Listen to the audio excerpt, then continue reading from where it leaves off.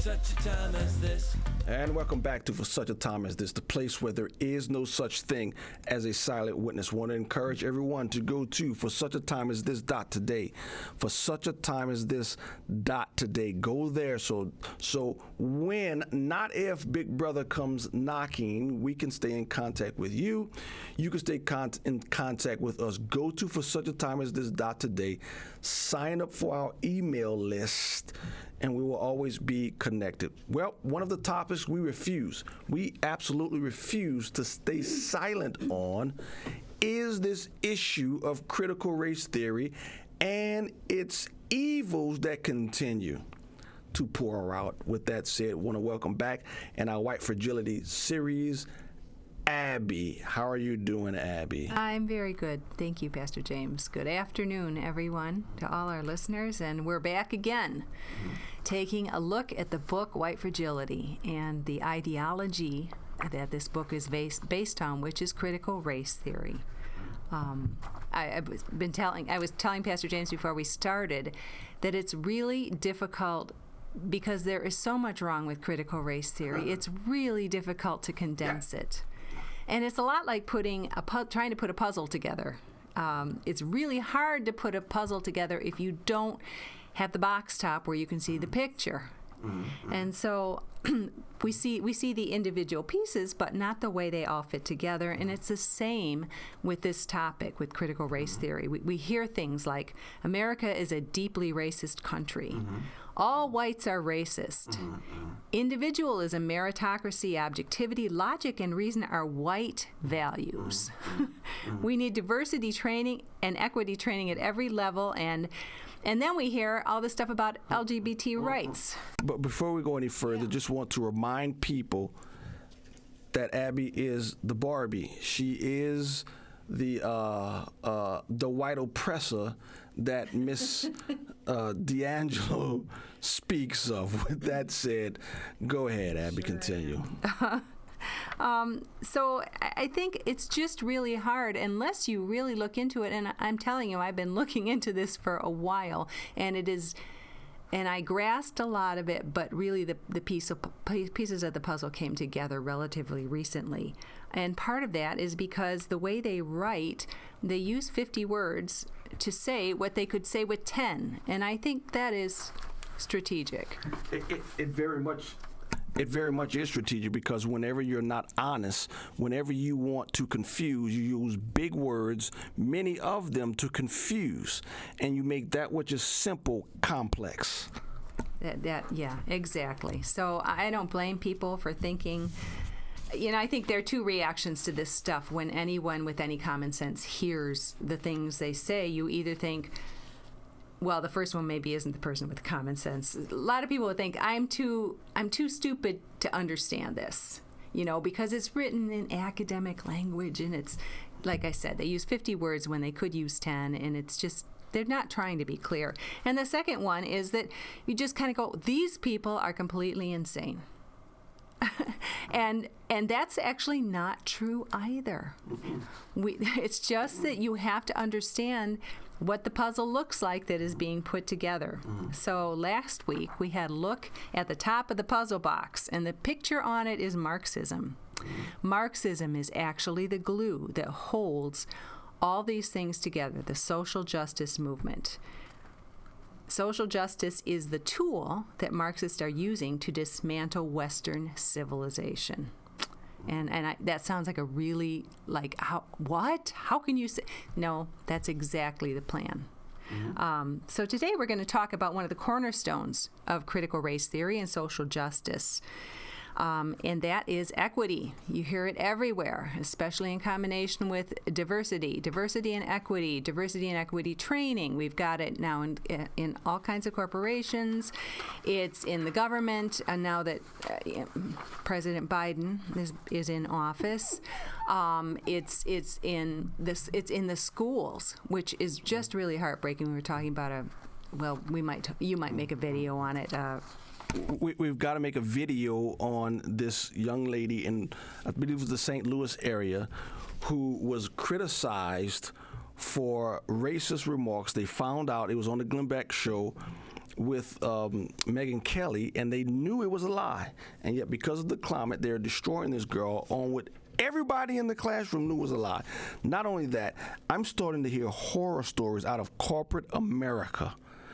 Corporate America, this critical race theory where white people, particularly white guys, are losing their jobs simply based on the color of their skin. It is unbelievable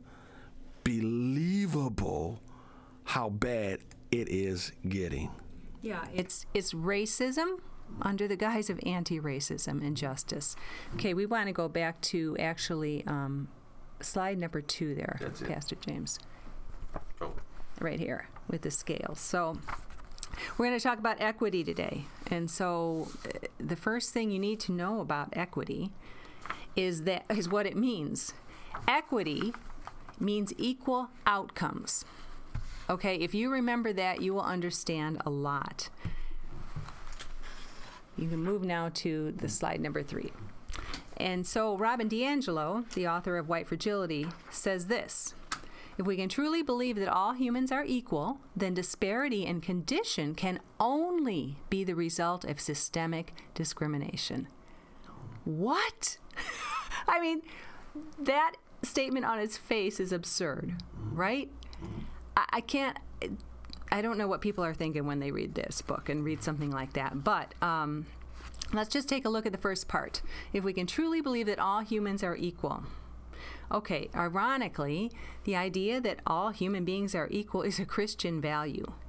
History has shown us that this is not an idea mankind comes up with on its own. It's also an American value. Obviously, it's written into the Declaration of Independence. We hold these truths to be self-evident. Let me be clear. All humans are equal in value. They're not all equal in basketball skills, football skills, mathematics, reading skills. They're all equal in value, have different talents, right? That's exactly right. And it does not mean that all humans have equal things. And for that to be true, we would have to be identical, right? Completely identical. We come into this world unique. We have different, and we come into the world unequal. Let's just say that. So, but the critical race theories flatly deny this, and there are numerous statements in the book like this one. Contrary to the ideology of individualism, we represent our groups and those who have come before us. Our identities are not unique or inherent, but constructed or produced through social processes. Wow. Oh my goodness. This is blank slate thinking. This means that everything we are is the result of shaping by our environment, that we are not born as individuals with a unique set of characteristics, things like temperament, talent, physical ability, and we're not born with a sinful nature. So this is completely antithetical to what the Bible teaches us, and frankly, it's dehumanizing. Because what it means is, and what they believe is, that we are nothing more than representatives of our race.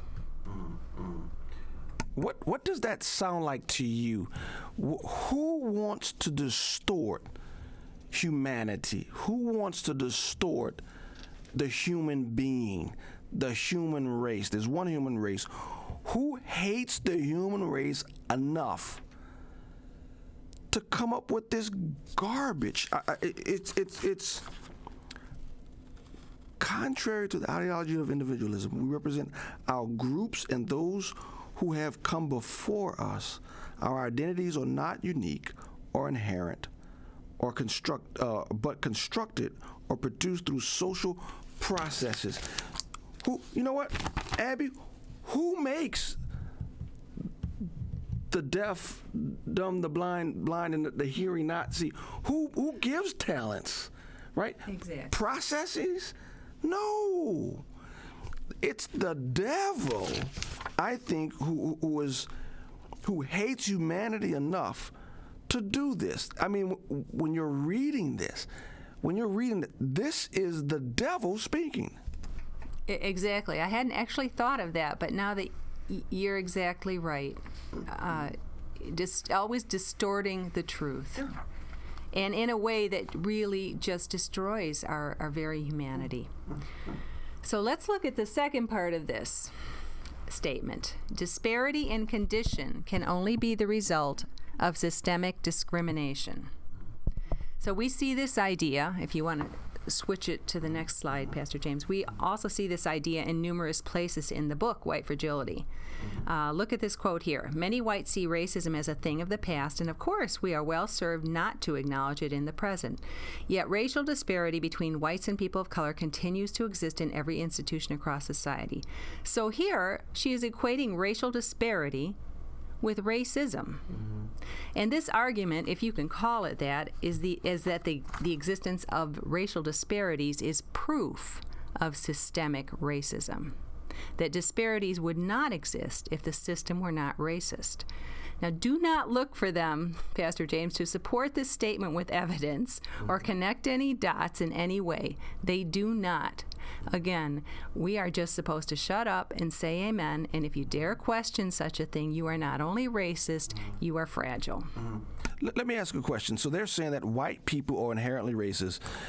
There's nothing they can do to stop it, right? Right. And President Biden believes that. Here's my thing. If you truly believe that, then resign. Every white person in the government should resign, because if you are an oppressor, you're even a bigger oppressor if you're president, if you're a senator, if you're a representative. They don't believe this garbage themselves. Otherwise, put your money where your mouth is. Resign.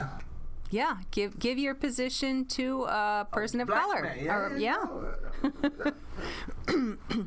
So, according to critical race theorists, there's only one thing impeding the success of people of color, and blacks in particular, and that thing is systemic racism. Intelligence, hard work, talent, ambition, family structure, group culture, and even character count for nothing compared to racism.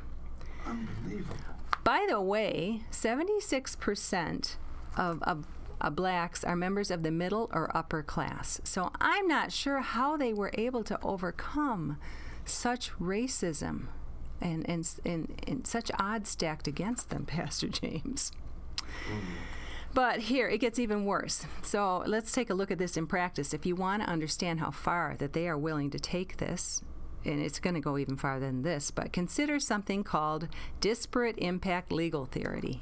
And we can change the slide here to the next one. This originated, are we on? Yeah, there we are. It originated in the civil rights movement and employment law, but today it's present in many of our institutions, from housing to healthcare to schools. So let's take a look at this. Here's the definition. Any policy that is neutral on its face in regard to the treatment of individuals from different ethnicities is still discriminatory if that policy results in disproportionate outcomes for individuals of various ethnicities or attributes. There we have it. That is the destruction of individual rights. We are not to be treated as individuals. We will only have the rights afforded to us depending on our race, and racial groups will each have a different set of rights. Let that sink in. That is true racism. And schools, unfortunately, have been increasingly making decisions on the basis of disparate impact legal theory in order to reduce the so-called school-to-prison pipeline we hear so much about. So with this, all that matters is that Black and Hispanic students not be disciplined more than white students. This led directly to the murder of 17 kids in Parkland, Florida in 2018. It was a shooting. They couldn't discipline the guy because he was a minority. And you'd have to look into the details, but yeah, they were using the disparate impact legal theory, and therefore, you had to keep things equal. You couldn't discipline minority students more than white students. So nothing was basically done about this kid. Wait, and you saying that kid progressed to the point where he... Yes. Oh, you talking about the Parkland shooting? Oh, where the security guard hid behind a tree while people were getting shot in the school. Oh, I remember that now. Yeah, so you're saying that kid was a product of this thinking, that they could not discipline his kid. Exactly. They didn't do what they should have done because he was a minority. Okay. In his book, Discrimination and Disparities, economist Thomas Sowell points out that even in nature, patterns of uneven distribution are the rule rather than the exception. So he talks about the fact that 90% of the world's tornadoes occur in the United States, and thunderstorms occur 20 more times often in South Florida than along California's coast. There are scores of peaks over 20,000 feet in Asia, but there are 0 mountains that tall in Africa. And stretches of the Amazonian rivers the size of a tennis court contain 8 times the biodiversity found in all of Europe's lakes and rivers. And there's more snow in Chicago than in California and Florida, just saying. Yeah, that's one I could do without. So patterns of uneven distribution are the rule rather than the exception. To reduce the cause of inequity between people groups to a single factor is absurd. And common sense tells us that there are many things that produce inequity. In a free society where people are allowed to make many life choices, this is unavoidable. Do we not want to live in a free society? No. Marxists don't, apparently. And apparently there's a proportion, a good portion of our country that doesn't want to, i.e. look at the political landscape nowadays. Right, where you find people all over the place who don't know the importance of free speech, freedom of religion, core constitutional values, and they have no idea why they were put there in the first place or how important they are. So beyond that, beyond people making choices, obviously, that have different results because they're choosing different things, there are also immutable characteristics like genetics. Why is the NBA dominated by blacks? Is this racism? Also consider Asian Americans. Asian Americans are outperforming whites, blacks, and everyone else. If you've ever seen an Asian family, and if you've ever seen an Asian kid tell an Asian parent they don't want to study, you will know why this is true. Pow, pow, bing, bang. It's a completely different culture, and it produces different results. So, should I, as a white woman, demand equity between whites and Asians? Should I complain about Asian privilege? Should Asian Americans be required to, quote, do the work and uncover their hidden racist attitudes and biases? Critical race theory confuses achievement with privilege. And this is another thing that Sowell has said I think is so brilliant. But only when it comes to white people. Isn't that interesting? And also, why are we looking at these things only along racial lines? There are myriad ways of dividing people into groups that would demonstrate inequity. If you divide people according to culture, family structure, education, religion, all these things produce different results. And here's the harsh reality. Why I believe the enemy and the pawns of the enemy are doing this along racial lines. Why? And I say this as a black guy, because there is a group that is easily manipulated into thinking, into drudging up the wounds of the past and being controlled by their insecurities rather than being defined by God. And that is the African American community in the United States of America, easily controlled, easily manipulated. Abby, you can't say that, but I can. I was just thinking that's how I was going to end this, but it's probably better that you said it than I said it. But actually, it's not just African Americans. It's also the LGBT community, as it is called. It's also women, which, okay, I can say that. I mean, what does the Bible say? Eve was deceived. Adam was not. You're in trouble now. Yeah, now I'm in real trouble. So, anyway, what is really important? What should we really be doing? Who should we really be protecting? Or how should we do this? And here's the deal. What's really important is to protect individual rights. Tell me what that one is. Oh, okay, let's go to the next slide. Oh, here. So I did this a little bit out of order, but so what I'm going to say is that equity between groups, even equity between individuals, should never, ever be a goal. It can only be achieved through injustice. You can only equalize group outcomes if you take things from a group who has merited them, can we say meritocracy, earned it, and give it to a group, or give it to people who have not. Thomas Sowell had, I think, one of the great quotes along these lines. He said, you can't even achieve equity in one's own household. One brother is rarely equal to the next brother. You've got one brother who's lazy, one brother who works hard, one gets scholarships, the other one doesn't even go to community college. Same parents, same genetics, same household. They probably slept in the same room, ate the same food, listened to the same parents, and you can't even achieve equity amongst two brothers. How on earth are you going to achieve equity in a culture? It's fool's gold. You'll never, ever be able to do it. That's exactly right, whether it's between individuals or groups. Mm-hmm. The fact that blacks seem to be falling behind in some areas as a group is not proof that race has anything to do with it. Mm-hmm. Correlation is not causation. That is logic 101.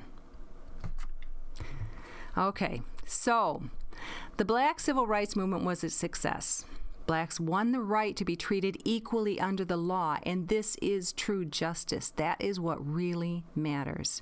In as much as it is possible, the government's job should be to act as an umpire, calling balls and strikes impartially. This is the best we are going to do as sinful human beings in a broken world. And once we finally started doing that, and it took a long time, it took till the 1960s and even into the 70s, it served us well. Dr. King was right. A man should be judged not by the color of his skin, but by the content of his character. Do you know who's attacking King the most? Now, they don't have enough gumption to put it on primetime television, but we've had people in my own household telling my wife, King was wrong. King was. I think the quote was, nonviolence being judged not by the color of the skin, but the content of one's character. And I think the retort was, well, where did that get him? And so the critical race theory crowd is rejecting Martin Luther King, his ideologies, his words. They won't say it outright, but they are rejecting the civil rights movement of the 60s. They're rejecting King. King is not their hero.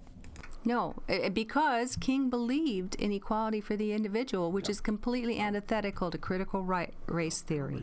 They do not believe in that. We are just representatives of our race. I really like Jordan Peterson's statement. The individual is the ultimate minority. The individual is what matters. And again, we can finish just by asking and saying, why are they doing this, Pastor James? And the answer is, not because they want to help people. No. The answer is because they're Marxists, and they're exploiting groups for political gain. Mm-hmm. And so along with guilt-ridden, shame-filled whites, these quote-unquote minority grievance groups are being organized into a terrible army, which is bent on completely destroying Western civilization and paving the way for a brave new Marxist world. And we should all be worried. And most of these people, I am convinced, have no idea what it is that they're really supporting, promoting, and doing.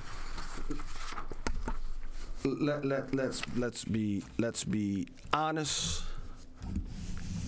They're useful idiots. Example A.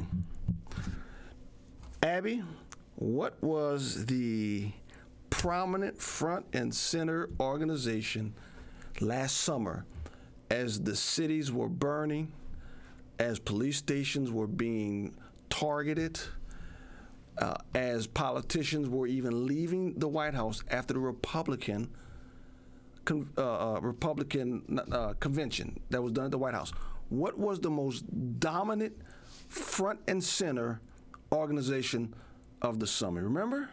I sure do. Black Lives Matter. Black Lives Matter. When is the last time we've heard of Black Lives Matters? They've pushed them to the side. No longer need them because of their Marxist ideology. Even though the Biden administration embraces it, it's just too in your face. And I think Black Lives Matters has been pushed to the side. I have not seen them. They're no longer prominent. You want to know why? They're no longer useful. They're no longer useful. And watch out, every group that is no longer useless to, I believe, the global Marxists, it's going to be off with their head. Once the useful idiot is no longer useful, the useful idiot loses his head. Abby, I'll give you the last word. Yeah, so I hope that, the reason we're doing this is to help people put the pieces of the puzzle together and recognize and understand what we are really looking at here, because this is complex, and the way it is presented is duplicitous, really. And ultimately, we know that Satan organizes all this, because how else could this kind of racism and absurdity be so accepted at such a widespread scale? Yeah. Well, thank you, Prof. Abby, once again, letting us know the evils of this White Fragility book and this series, White Fragility.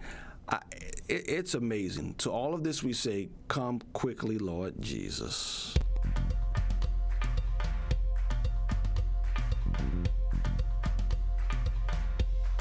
For such a time as this,